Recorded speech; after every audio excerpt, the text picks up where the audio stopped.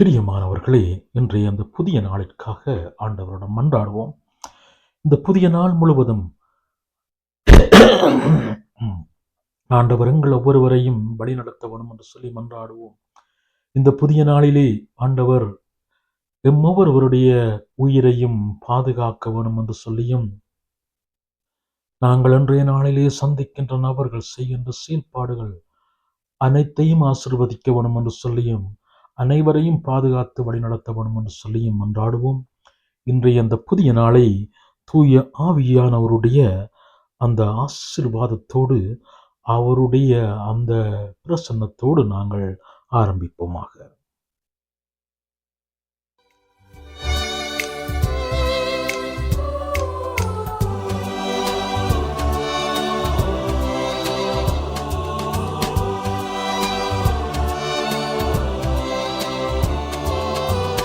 இயக்கம் அளிக்கும் ஆவி, இயங்க வைக்கும் ஆவி, இறைவன் அளித்த நல்வாக்கே, இனி எம்மில் எல்லாமே உமதாக்குவாய்.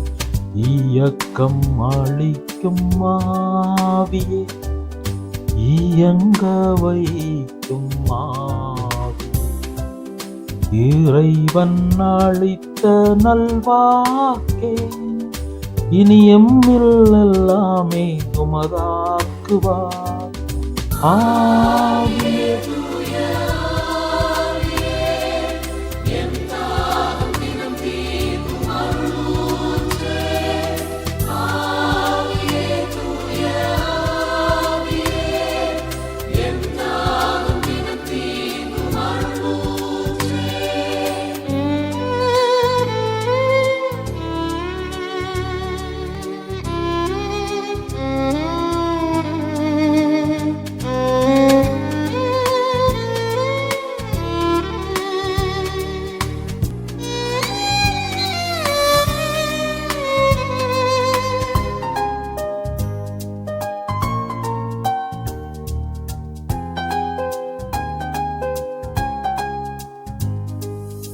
உமதாற்றல் இல்லாமலும் வாழ்வில்லை, உம்வழி துணை இல்லாமல் பயணம் இல்லை.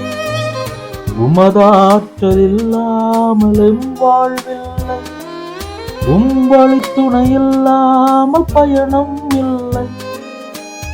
தூண்டுதல் இல்லாமல் நிறைவேண்டவில்லை, பிரசன்னம் இல்லாமல் நிறைவாழ்வில்லை. தூண்டுதல் இல்லாமல் நிறைவேண்டவில்லை, பிரசன்னம் இல்லாமல் நிறைவாழ்வில்லை.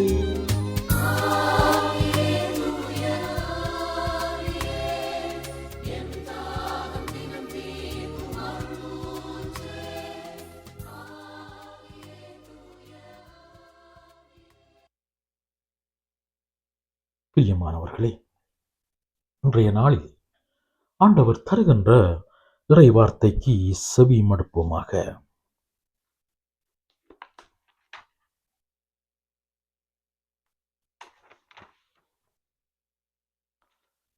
மாற்கு நற்செய்தி அதிகாரம் 6 வசனங்கள் 14 தொடக்கம் 29 முடிய.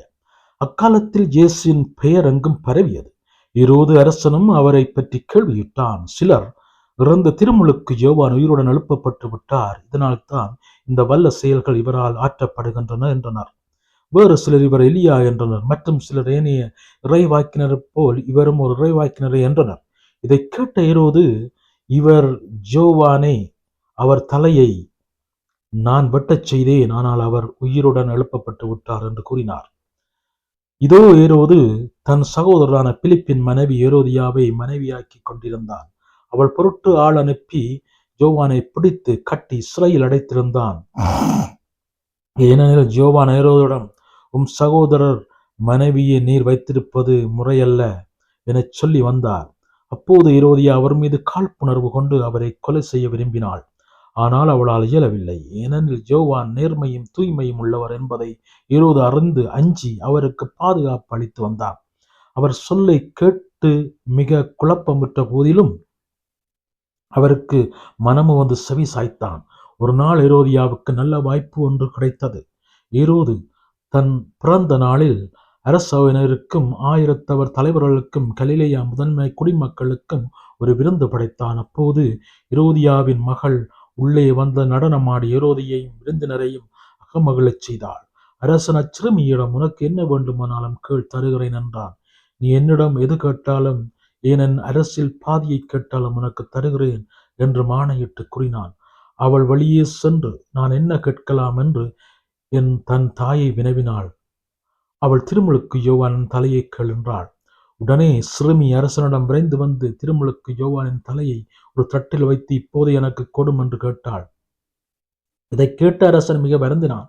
ஆனாலும் விருந்தினர் முன் தான் ஆணையிட்டதால் அவளுக்கு அதை மறக்க விரும்பவில்லை. உடனே அரசன் ஒரு காவலனை அனுப்பி யோவானுடைய தலையை கொண்டு வருமாறு பணித்தான்.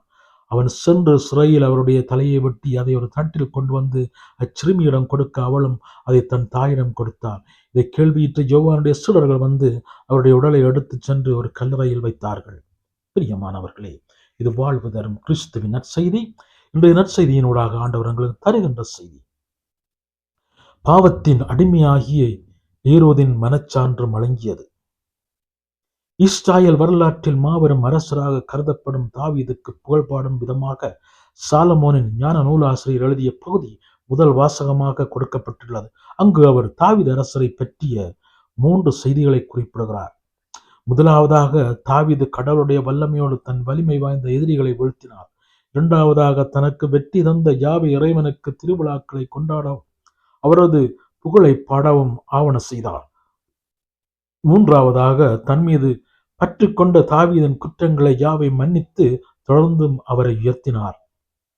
ஒரே வரியில் சொல்ல வேண்டுமெனில், கடவுளை மையப்படுத்திய வாழ்வு வாழ்ந்ததன் மூலம் தாவீது கடவுளின் ஆற்றலை பெற்றுக்கொண்டது மட்டுமல்லாமல் தன் பாவங்களுக்கான மன்னிப்பையும் கடவுளிடமிருந்து பெற்றுக்கொண்டார்.